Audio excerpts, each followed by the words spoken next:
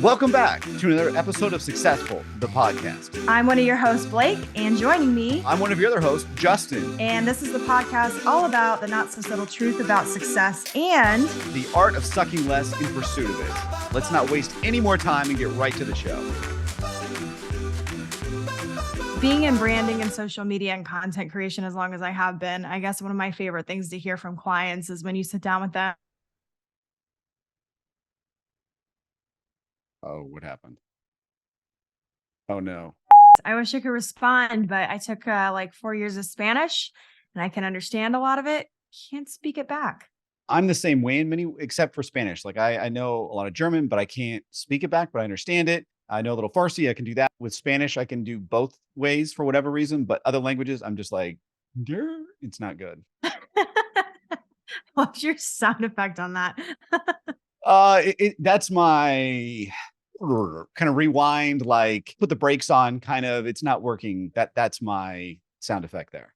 Oh, fair enough. I've never heard it before. It took me off guard, which I guess kind of goes along with our theme today. You know, I think it's a great theme. And I think more importantly, I got to keep you on your toes too, because we've known each other now for almost a full year, that if I kept doing the same thing over and over again, it just becomes so redundant. It never works, right? That's true. We don't want to get bored. Now, I have to tell you that I do love the visual. For those that haven't seen the show, our channel on YouTube, and you only listen to us. Now, I know our voices are very sultry and sexy, but one of the things that really sets us apart here is that you can definitely tell that Blake is of a different generation than me. She's got her headphones on. She's in it. I'm just like sitting here talking into a microphone. It's very funny because you look attentive, you are in it, and I'm just like, let's do this. It's fantastic. I think it's a great dichotomy. Well, actually, I get a horrible echo if I don't wear the headphones. My computer does this like really high-pitched screeching noise that I'm sure most people would not appreciate. You know, I have 3 kids that do that for me. I don't even need a microphone to do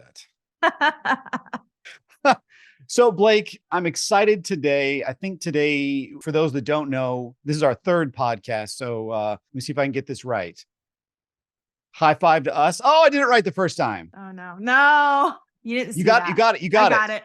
All right. We did it. All right. So 3rd time is definitely a charm, although it's probably 700 by now. I think we're going to keep the topics rolling today. And Blake, I'm going to let you kick it off, please. Well, I would say, I guess the first thing that we should do is probably tell our audience what the theme actually is, because we keep alluding to it, but not actually giving the full disclosure here. So the theme for today is expectation versus reality when it comes to success. I guess the steps to that as well, and the different pain points would be a good word, because oftentimes it is a little bit of a pain point. But it's funny because being in branding and things as long as I've been, one of my favorite things that I get is I'll get a client and we sit down, and at the first meeting, I ask them what their goals are. And they say, oh, well, I just started my Instagram. I want like 300,000 followers by the end of the year. Is that realistic? And I kind of have to internally giggle a little bit. You don't want to like dash their dreams and goals, right? But you want to be like, probably yes, not. no. No.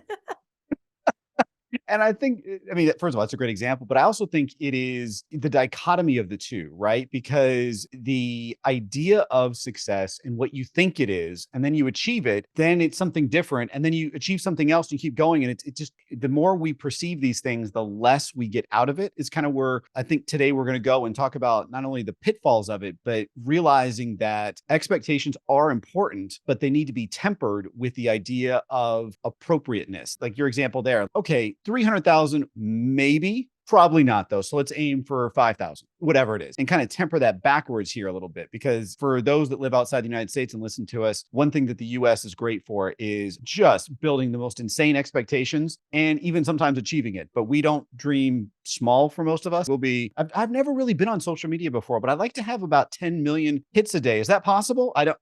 Can I do that by tomorrow? I don't know. It seems easy. Oh, and by the way, I don't have any content, or I don't even know what the channel or my Instagram or anything's going to be about either. Is that a problem? Just tell me, is that something I need to worry about? Because that's what you're here for, right? Literally my life. Yep. And if that doesn't solve it, AI will. Is that correct? Oh, yes, yes. Or the classic AI will take over your job when we forget. AI is great and it's a great tool, but it still doesn't quite get there. And I think a good example of that was I was using AI the other day and I think I told you about this. And I was like, what are the best times to post on YouTube on a Tuesday? And it goes, well, you should really look at your analytics. And I went, now that's an answer I would give. That's not why I'm asking you this question. I thought you were supposed to be smarter than me.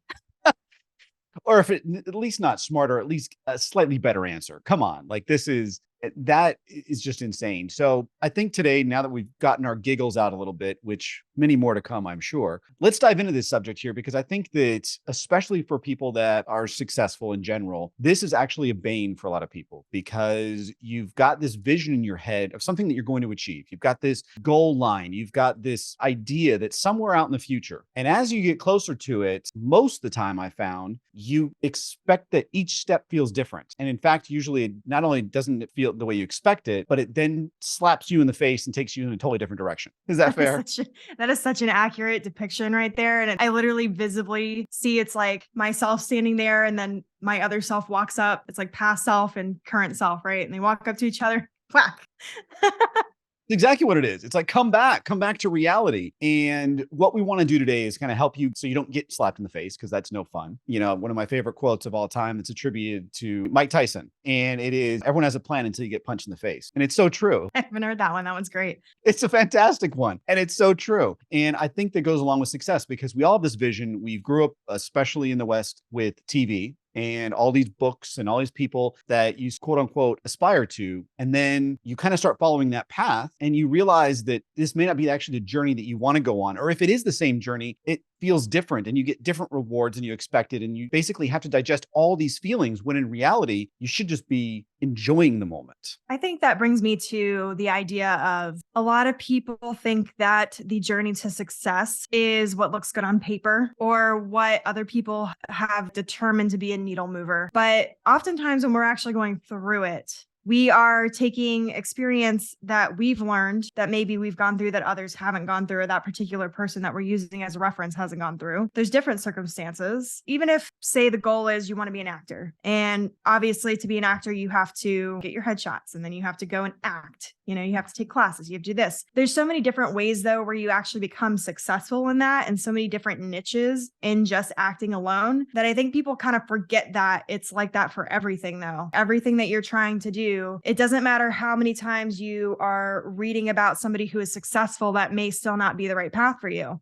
And I think a great example of that is a lot of people think, especially people who don't live in the United States, who come here from other places. They think you go to college and you just out of college, you get this dream job and it's fantastic and you make all this money. And that's often not the case. That is very much the exception and not the rule. And even when you're not in the entertainment industry, where it seems like your entire career is based off of who you know, that's kind of how it is everywhere else. You tend to be more successful based off of who you meet and what opportunities are presenting themselves to you and how you handle those opportunities than anything else. And I think sometimes people forget that fact. I think that's beautiful. And I think it's unbelievably true. Your network is what makes you successful usually later in life. That's, I think, what's hard for a lot of people is that you watch these shows, you see these people and they seem like overnight successes. If I've said this before, please forgive me. But I mean, one of my favorite examples of this is Awkwafina. I mean, she started her career in 2003 on YouTube and posted a funny video. Okay. When did we really first hear about her? Maybe 2015, 2016. She seemed to have just been there and like got plucked out of the air. That's 13 to 14 years of work,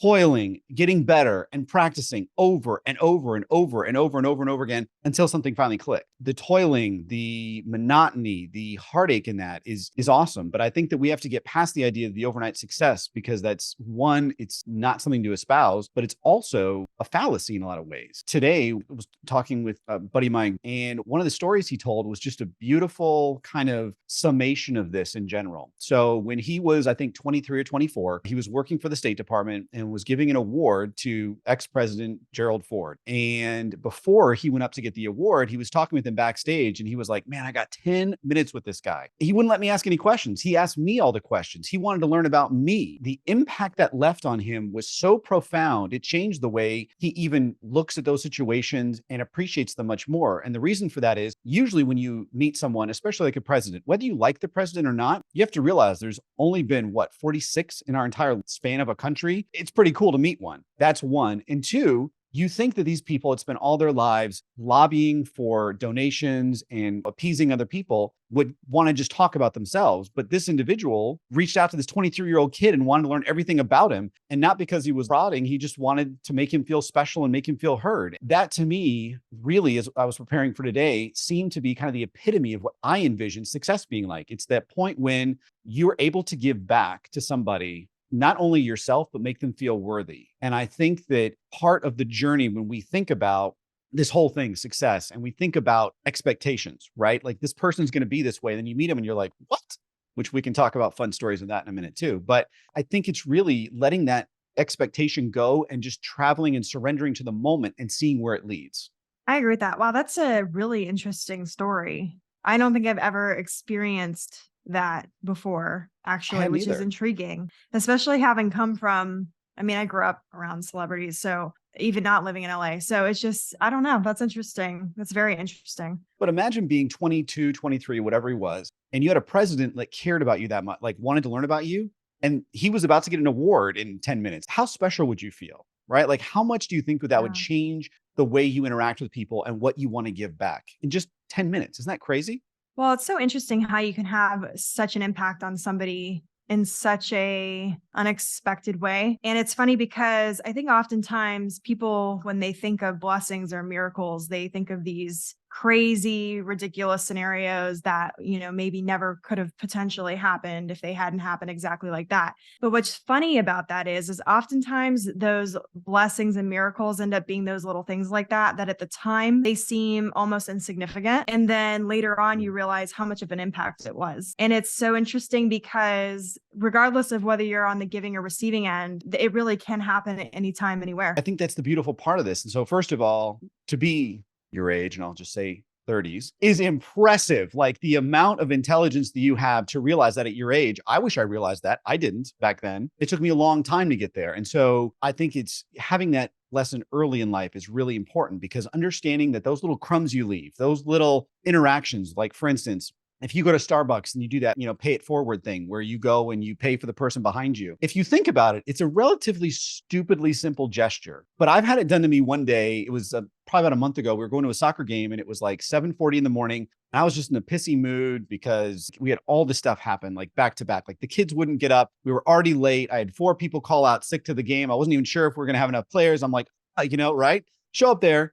The person in front of us bought us our coffees. And I'm like, holy crap. Like instantaneously, I smiled, obviously paid for the person behind me. And that moment changed everything for me. And I think it's those little crumbs, those unintended, because you don't know how someone's going to react when that happens. You don't know what they're going to carry with them and what they're not. And I think it's so cool when those little moments happen and you realize that you've laid these little foundation, you've put these breadcrumbs everywhere like Hansel and Gretel, and you're going down this path and all of a sudden it pays off. It's interesting because of all places in Los Angeles, when I lived there, this happened to me the most. But I don't know if this has ever happened to you. Have you ever been just walking down the street and you have a random stranger say something just incredibly profound and it just happens to align to whatever thing you're thinking about or whatever issue you're having in that point in time? And this is just a random stranger on the street and they just happen to say whatever it was that you needed to hear. Oh, those moments are just amazing. absolutely. I will tell you that it seems more serendipitous in LA for whatever reason, because the environment and all that, it just feels special when it happens there. But I'll tell you, when it's happened even outside of there, it's awesome because for me, where I would used to go all the time and have these kind of like weird, ephemeral kind of spiritual moments and stuff like that, was a place called Casa del Mar in Santa Monica. I remember walking in there one time, we just sat down.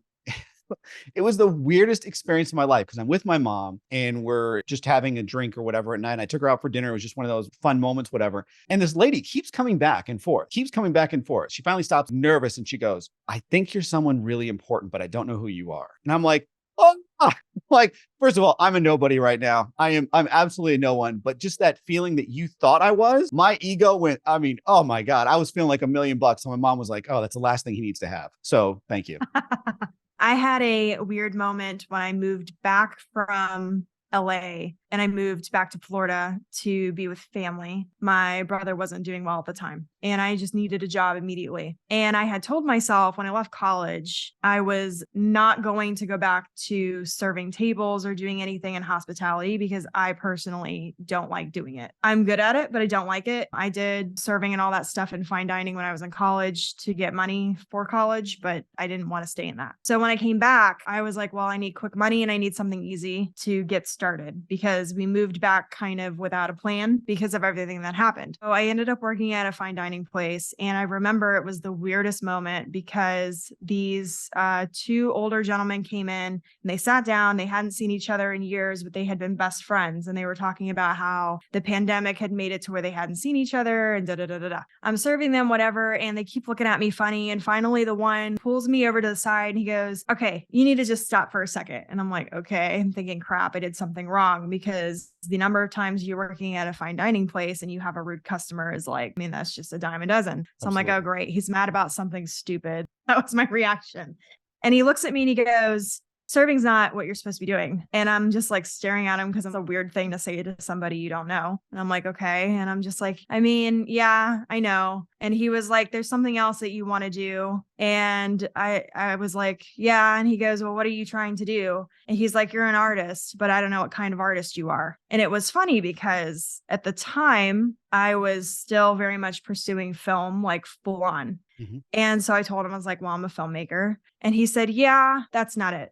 And I was like, okay, Oh, all right. Sure. so what is it? Like, I just kind of look at him like, I don't know how to respond to that. And he goes, you used to write when you were younger, didn't you? And I was like, yeah, actually I did. And I was kind of weirded out because when I was younger, first off, this was in a completely different state. I used to carry a notebook around with me. I would write all the time. And I said, yeah. And he said, you're a storyteller. There's a difference between a filmmaker and a storyteller. Not all filmmakers are storytellers, which he has a point. And I'm looking at him and I'm like, okay. And he goes, you were meant to do that. Don't lose sight of that just because you have to work a job that you don't like right now. And I was just dumbfounded. And I was like, wow. And I said, okay. And I thanked him. And he said, I can tell you're going to be successful. So keep going. And it was the weirdest thing because I didn't know this guy, never saw him again, never saw his friend again, but it was the weirdest moment for me. And I was just like, wow. And what's ironic is I soon after that started writing again. That was actually the television pilot called Making It that I wanted to do this podcast because of. And I had sent that off and it did really well in the festival circuits. So it was just interesting. Like, I guess the way the universe aligns things sometimes, you just wouldn't expect that. You wouldn't expect it to come in that way. But sometimes you get these messages of like, hey, you need this motivation, or hey, don't forget, or hey,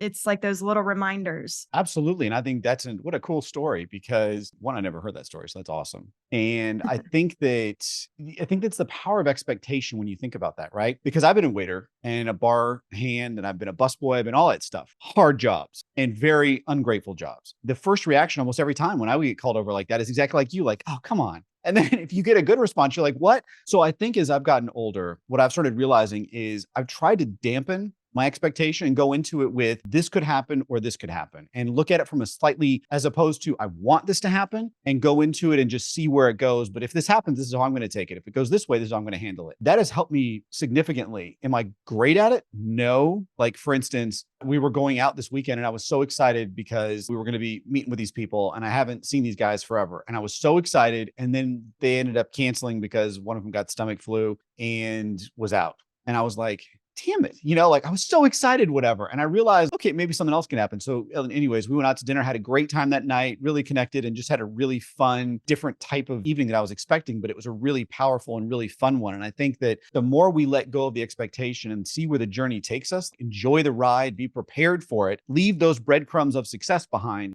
don't be a douche, just people. When someone says hi, say hi back, make eye contact, little things like that. I'm not saying you have to go out and be Mother Teresa, but just little things will pay dividends. And the more you set yourself up for success in terms of following where you're going, but leading at the same time without the expectation, I think really sets you up for success. What are your thoughts? I agree with you. And I think that gets into mindset. And it's funny because over the years, I've become very aware of the way that I think about things. Oftentimes, people have that kind of generalized mentality of, oh, but this could go wrong, that could go wrong. Well, what if it goes right?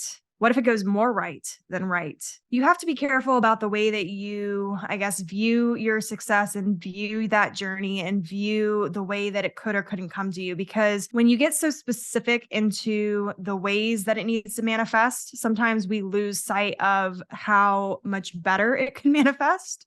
And having that mindset of, okay, I am wanting this to happen and I'm going to go after this. But if something better happens, I'm open to it. And I think Absolutely. that goes along with what you were saying of having that open mindset when something presents itself. I think it's an awesome example. And I think that that's true. And what I do, like in the evenings now, probably the last, I don't know, 3 years or so, I talk about things that I'm grateful for. And then I ask for, like I want to have more connections and I want to have more opportunities and I want to have more success. And I can't remember the fourth one off the top of my head. But basically, the idea is putting it out there, not having expectations in terms of what does that look like, but asking for it. And I found that that has been a stress reliever, but it's more of a calming way of looking at it and saying, look, I want these things and I'm going to keep pursuing it and I want more of them. So I need your help. When I started doing affirmations, that really changed my life. And I know that affirmations are not enough to fully step into that energy of being able to manifest anything that you want sustainably and efficiently. But I think it's a good place to start because affirmations get you in that mindset of getting clear on what you want,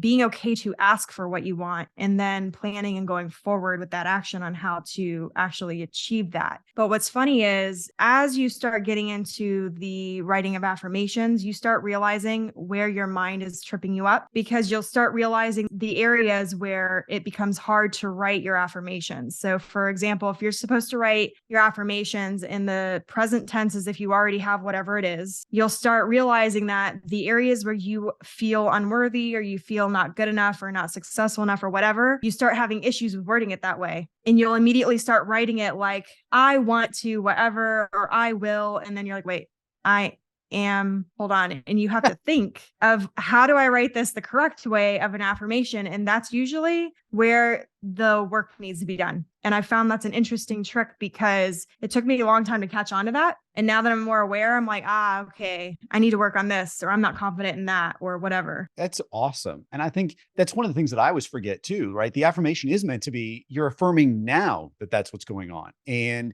that's awesome. And I was always, I think we talked about this. My mom was like the hippie. My dad's ultra conservative. And so growing up in a house like that, it was kind of shit. What do I believe? It's two dichotomies here. And it was funny because my mom, I wear bracelets and stuff. She thinks that's too woo woo. And I'm like, Mom, you think that's woo woo? Like, do you remember what you did? But it's funny because my dad actually got me into affirmations probably 20 years ago. And it was interesting. Weird, right? Yeah.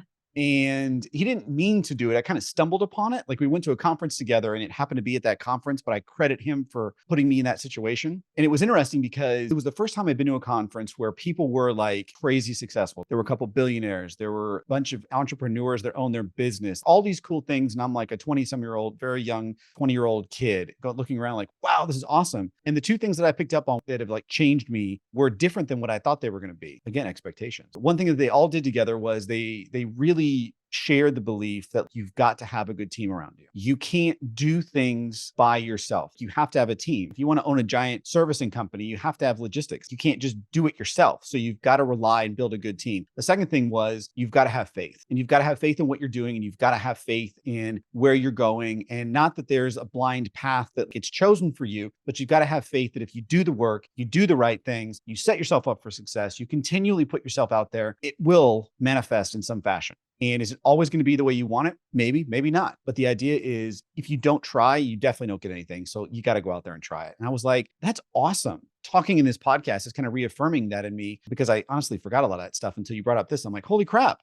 It's kind of those fun moments that you get to reflect back on. And one of the things that I urge people to do is when something good happens, find out what worked. And then when something bad happened, find out what worked. And the reason for that is if you associate bad with growth, you can learn from it. But if it's a pitfall or something else, you stumble and you fall. And success, people always naturally look at what worked, but I mean, really look at it like, what did you do to get here? And do a deep dive and journal and do all that. And it's really fun because it changes your mindset to not only set almost very close to zero expectation, but to understand the methodology of how you got there, you can repeat later on. When I moved out to California, that was one of my questions of like, how did you get to where you are? That type of stuff. Literally nobody I met with, I must have met with probably 30 different people, could actually answer that question. A lot of people don't take the time to sit down and have that self-awareness and to break those aspects down of what worked and what didn't. I think people get caught up to that just because things didn't work the way they expected, that they somehow think they accidentally ended up wherever they were. And if you actually get to talking with them about their past, that's often not the case. Absolutely. Speaking of someone I think successful and that has like kind of laid a framework for success,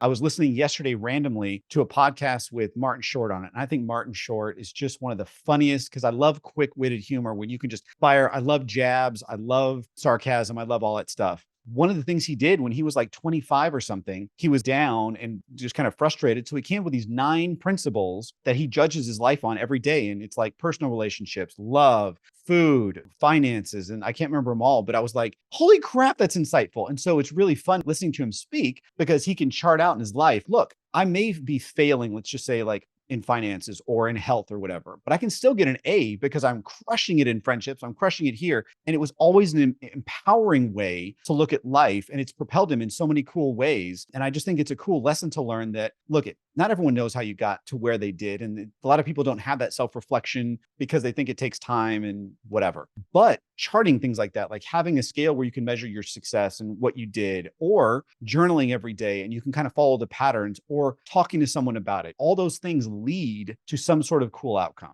I think one easy, quick way to kind of do all of that in a bite-sized form is to practice gratitude.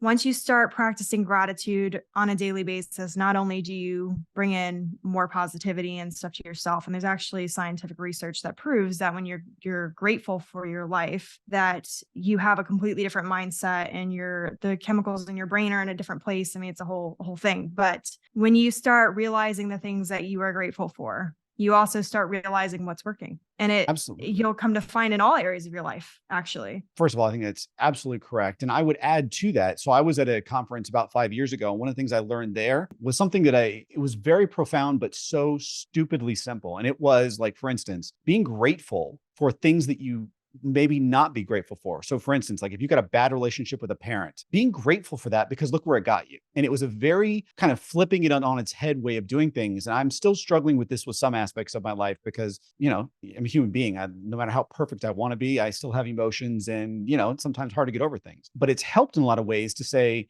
yeah, that's pretty awesome. Look what it did. And it's very empowering. And so not only just to be grateful, but finding those moments where you may have struggled or you may have had to persevere harder, or you may have had to take a job you didn't want to, or maybe you had to drop out of school for whatever reason, or whatever those moments in time that you look back on and you going, be grateful for it because look at some of the good that came out of it. And look at the learning that you had from it. Look at that pitfall that you will never have to go through again because you're going to ensure you never have to do that again. Well, it's so funny you say that because that was literally a topic of discussion today earlier with some of my subscribers on my other stuff that I'm doing. And we were discussing the fact that you do have to be grateful for those moments. But my argument to that is it's not so much the negative things that happen or the person that did you wrong that you're grateful for, though. It's actually the lesson that you learned from your own inner strength and your ability to navigate that situation. And it was funny because the whole reason that this topic got brought up is because they were talking about how they liked one of the quotes that I had posted a while back, which said,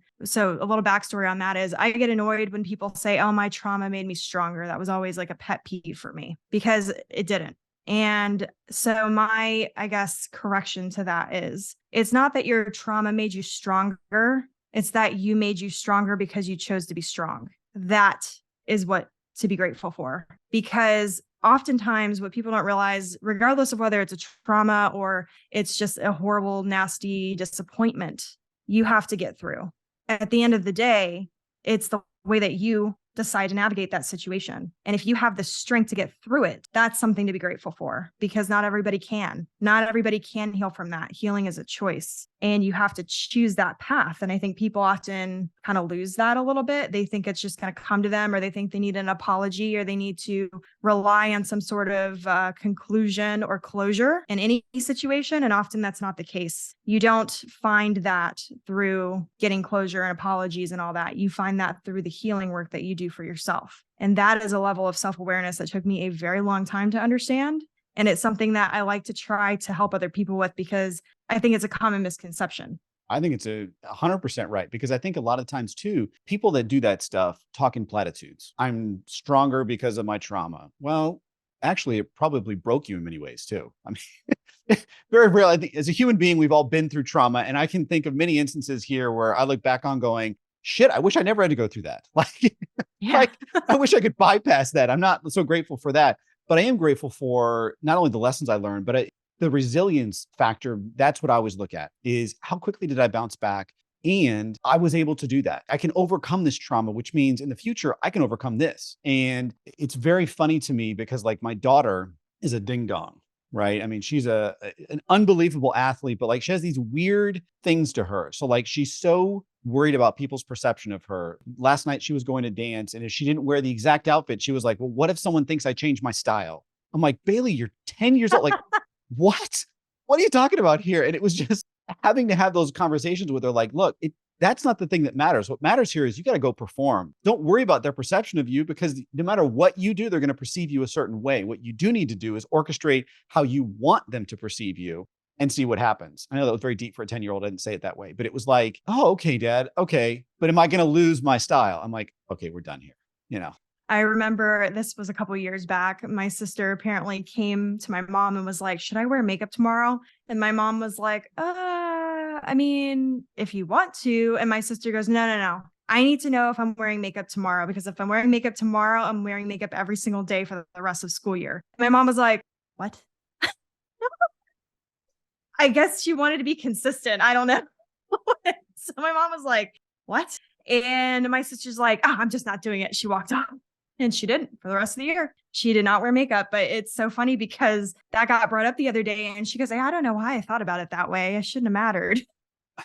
But again, I think it's a youth thing, right? That's definitely a youth thing. But it's also the fact that I think it goes back to the fact that our identity is so, like, when you look outside for validation, you kind of lose a piece of yourself. The part that's so neat about your sister here in this moment was she at least made a decision, like, I'm going to do this or that, and she stuck with it. That is very powerful. So if you're on the fence with anything, and especially when you're worried about expectations, kind of deal with that and then figure out what decision you're going to make. So if this happens, I'm going to do this. If this happens, I'm going to do this. And if this happens, I'm going to do that. And the more prepared you are, the less of a shock all this stuff becomes, because I think a lot of the times we have a lot of blind faith. You go on a blind date, a little apprehensive, but you have just a modicum of hope, just a modicum of just saying, okay, this person may be great. Okay, wait, did they lead with, but they've got a great personality?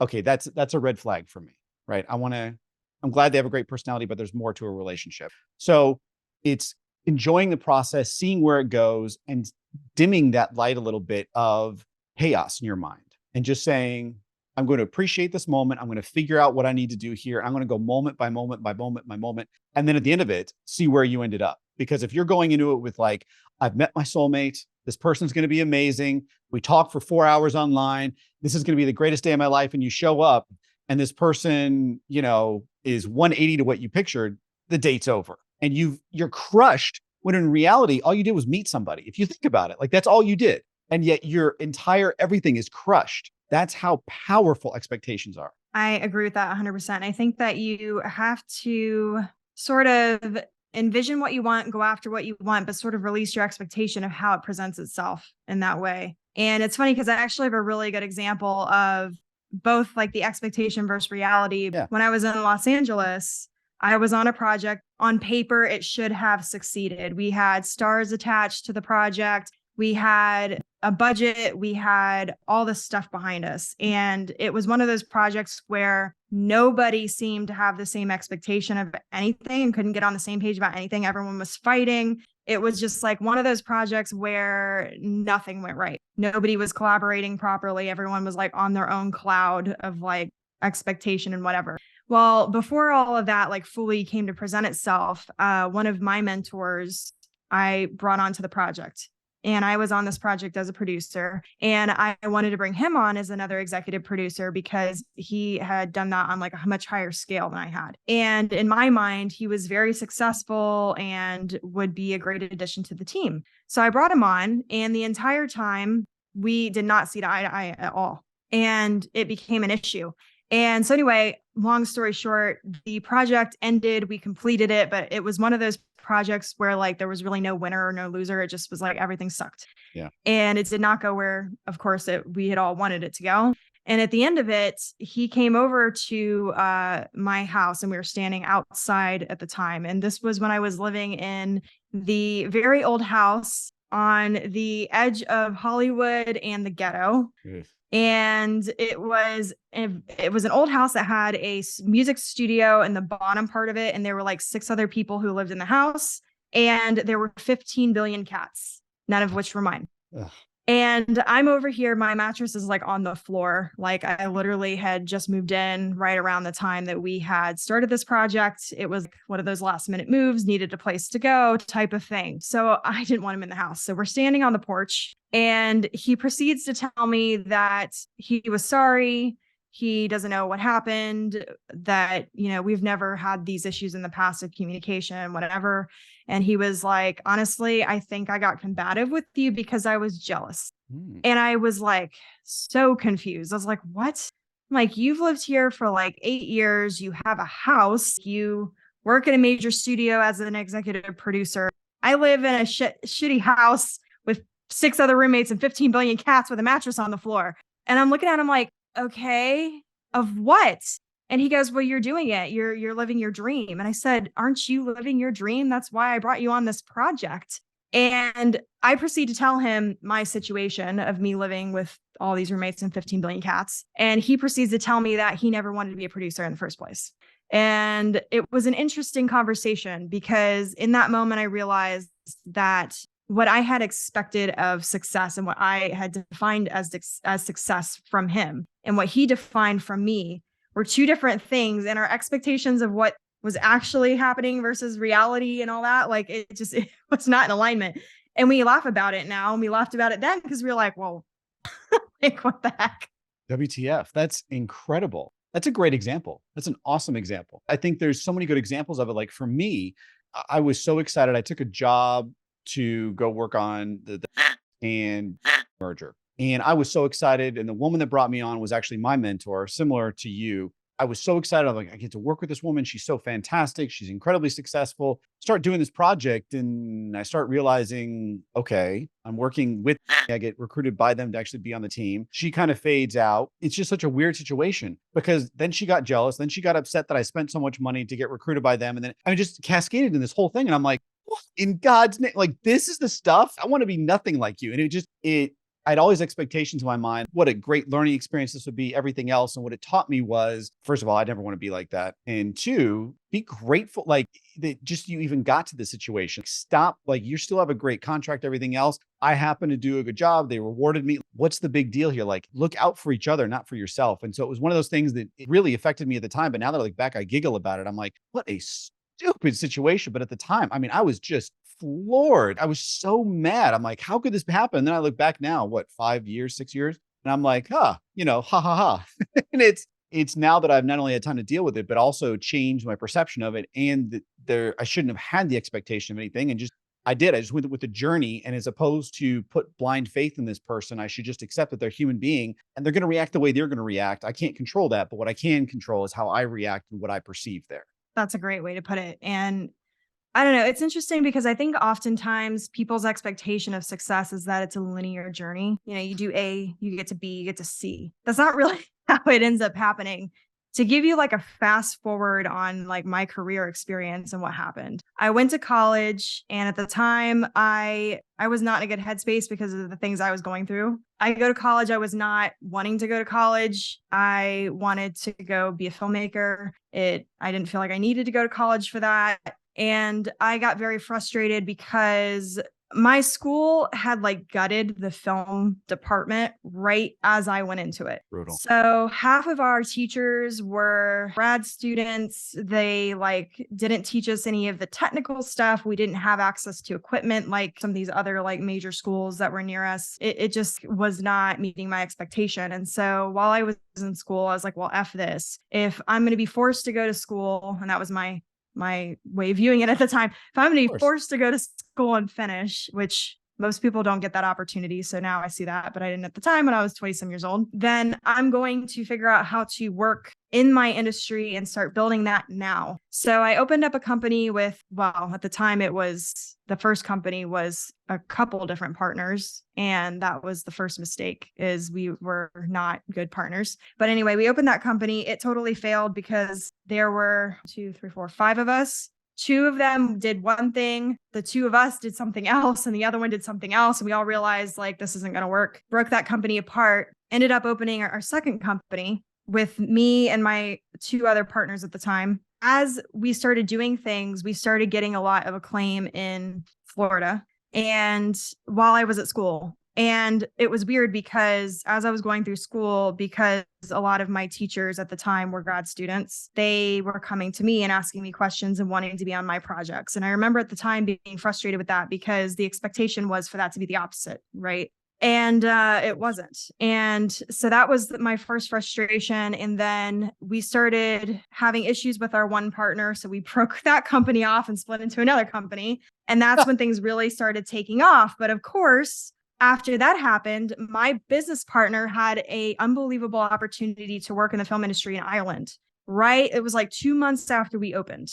And I was like, oh, you got to be kidding me. Like, we have all these things I got to do all by myself now. She ended up going. We decided like, you can't not do this opportunity. She goes off to Ireland. She's gone for, I don't know, like 3 or 4 months. And you have to remember that back then, we didn't have all the things we have now. So communication was practically impossible. Yeah. First off, we were on totally different time zones. Secondly, like her emails that she sent me from there, I don't know what happened, but when I got it, it would be all discombobulated. And it just like wasn't completely in order. I mean, we like had issues with communicating the entire time. And so I had to make a lot of the decisions myself. When she came back, that was when Florida decided to get rid of all of the tax incentives for film, and film literally died overnight. Like literally companies that had been open for decades, all closed all at the same time overnight. Everything just stopped. So my partner and I sat down and we're like, you know what? I think it's time. We're going to cut our losses, because if we stay open, we weren't sure what was going to happen. Her and I were having issues because when she came back, we were not on the same page anymore. Closed the company down. We stayed closed for quite a few years.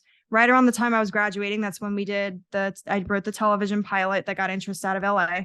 We shot it. Still one of the biggest projects I've ever done with no budget. I don't know how we were blessed to have that many people, but it's the biggest project I've ever done. We had zero money. I mean, there's so many people on the credits for that. I don't even know half of them. So when that happened, we temporarily reopened. And then when LA came calling, I chose to go. She chose to stay. And it was funny because part of this all sounds great, except that like you forget the parts of where all these downfalls happened, right? So then I'm out in LA, out with a friend. She did not do well. I ended up getting locked out of our apartment a lot of the times. I ended up living out of my car for several months while I was there because I couldn't get into the apartment because of other issues we were having.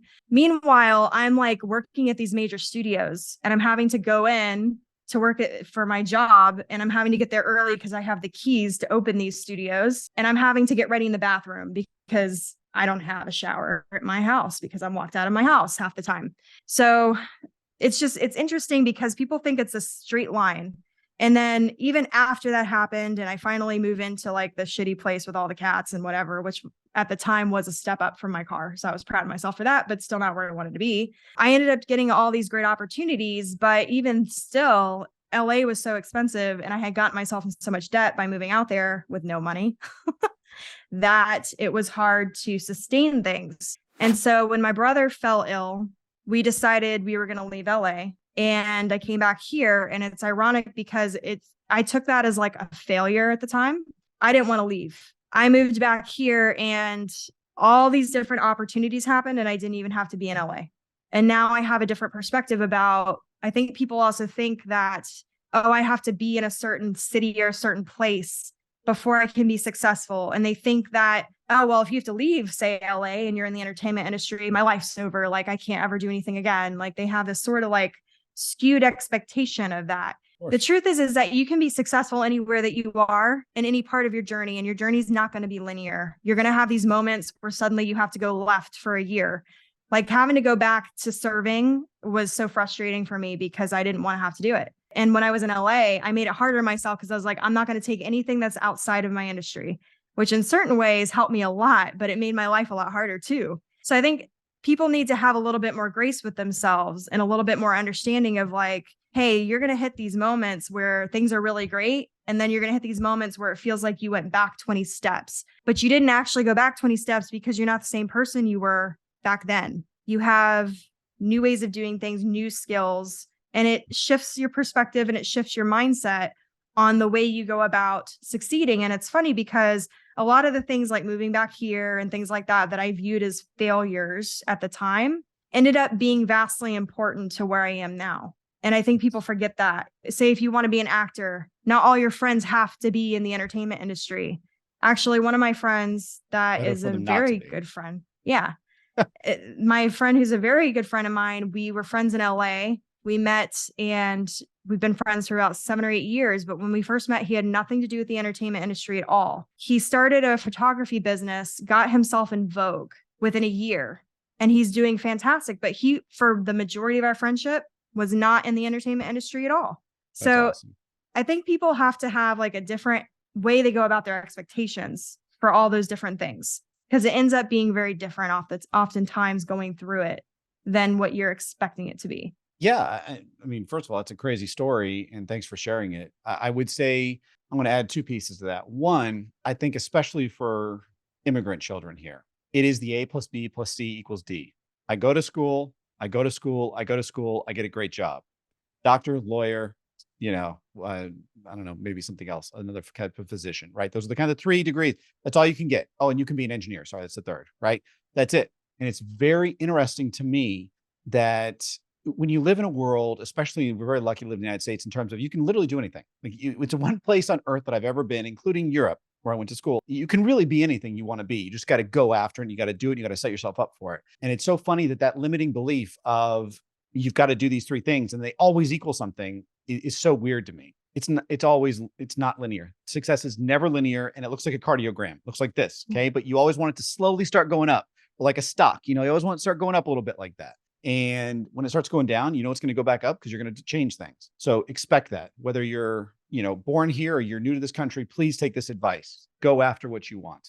The second thing to this story is when I was 32, I was able to get in front of Congress for one of the largest defense contracts in a long time. It was $430 million. And it was a very funny thing because we're putting the proposal together. And for those that have never worked on a government proposal, it is the most horrendous. It makes everything else look easy because you work super long hours and it's dumb because everyone's crunching numbers and they're like, oh, we forgot this. And you're like, and there's a million rules you have to follow. So then you get audited every day. It's insane. It takes forever to do it. I swear it still costs more to do a proposal than you ever get from the government, but that's not the point here. We go in and we're like $70 million over budget. I'm like, look, this is stupid. We're making this process so dumb.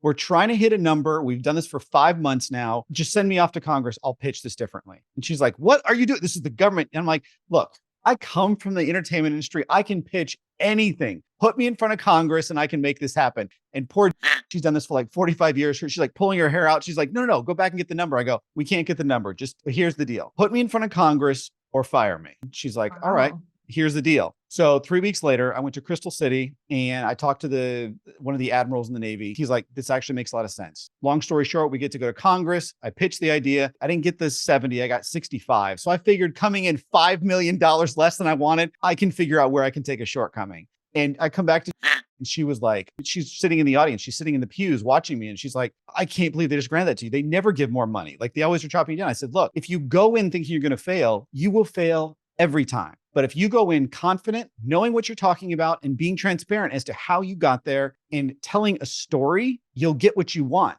And it changed the way we did proposals almost forever. And then the next contract they won was like for $4 billion.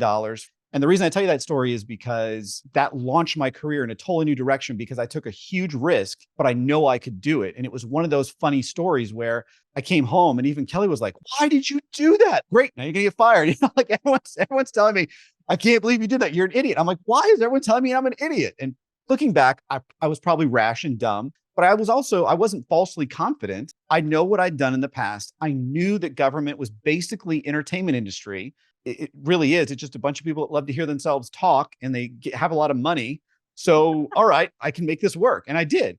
When we talk about expectations, I didn't go in knowing that I'd get it, but I knew that I could do the best job that I could. And I went in, I changed my perspective in terms of, I'm just going to give it my all. And if I lose it, I know that I put everything on the table and I did great. If I do get it, I will fall over dead. Like one of the two scenarios. And it changed my risk attitude for my entire life because of that one decision I made. I think oftentimes people get caught up in the how they're going to get from point A to point B. And they think that they have to have every single step figured out ahead of time. But that's often not the case, because even if you had every single step figured out ahead of time, something's going to happen that you didn't expect. That's going to have to make you. Yeah, it's that slap in the face or you're going to have to sidestep 20 steps in a different direction and come back around. It can be scary to just sort of take that first step, but that's kind of what you end up having to do. You have to sort of just take that step and have faith that's going to work out. Even if it doesn't work out exactly the way that you are hoping or expecting it to, it's still going to get you towards your goal. I was listening to a independent director the other day, and he was talking about how he's only ever gotten like above 1 million investors in his projects that he does. And everyone's like, how did you do this as an independent filmmaker? And he is like, well, everybody thinks that you have to tell these people every single part of the story and you have to sell the story. He said, these people often are not in the entertainment industry. They're often not writers. They're often not storytellers. You're focusing on the wrong thing.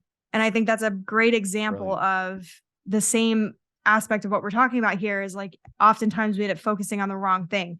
We focus on, okay, I have to have all this stuff laid out. I have to, and even with launching projects, I have to have A, B, and C. Sometimes you really just have to launch it and then figure the rest out.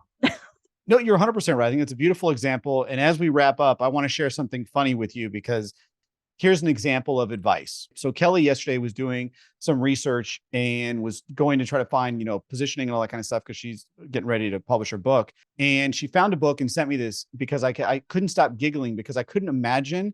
This book is not about what I'm about to read you, what it's about, okay, at all. But imagine being the spouse of this person. This is how I'm going to start my book. People like to masturbate. I swear to God.